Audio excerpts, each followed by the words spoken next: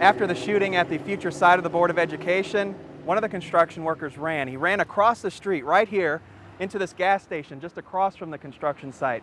He ran inside to ask workers there to call for help. Wow, look at the snow. Yeah, it's picking up a little bit out here. The wind blowing a little bit harder than it did even just about 10 minutes ago before I went inside to warm up just a little bit.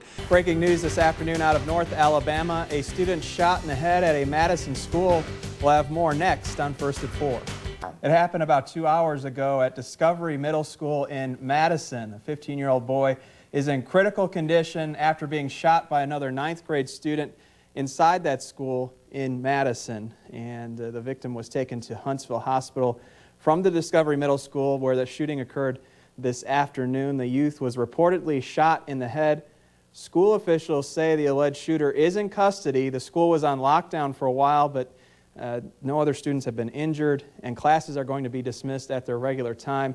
There is no immediate word on what prompted this shooting. There was a press conference at 3 o'clock where a few details were released from authorities up there in Madison. Now, there is another press conference scheduled for 4:30 on this shooting, and we expect to carry that live for you here on First at 4. Toyota is saying sorry to customers still waiting to get sticky gas pedals fixed in the wake of a worldwide recall that has affected more than 4 million vehicles. Yeah, it is snowing a little bit harder now. We're actually getting some light flurries out here, and you can probably see it a little bit better.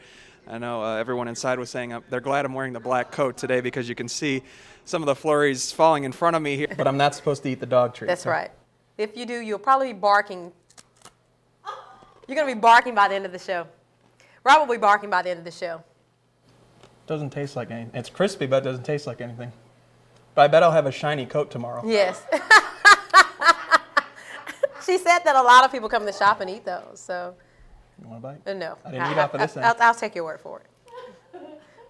You'll have a tail by the end of the newscast.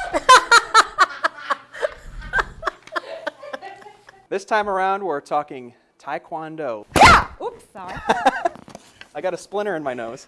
The weather is our top story. This evening, some severe storms rolled into West Alabama. There was a warning for Pickens County for a time tonight.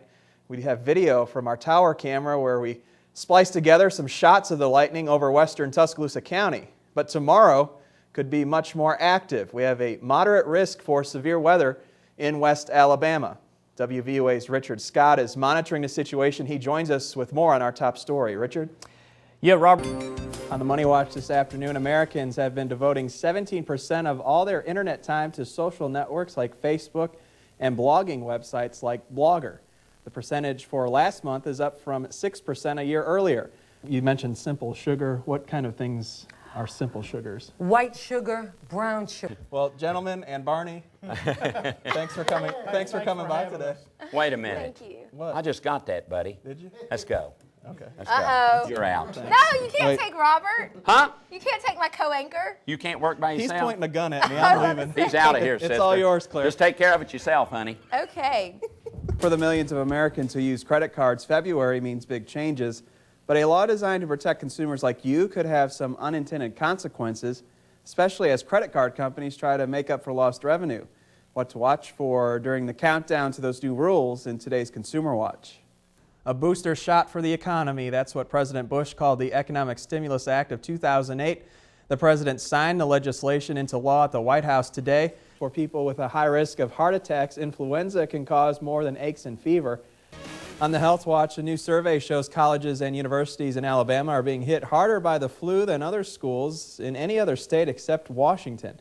And one last question, I know a lot of us talking about flu. How is the school system dealing with that right now? We have been very fortunate. $98 million in change, that's the Tuscaloosa City School System's budget for 2010.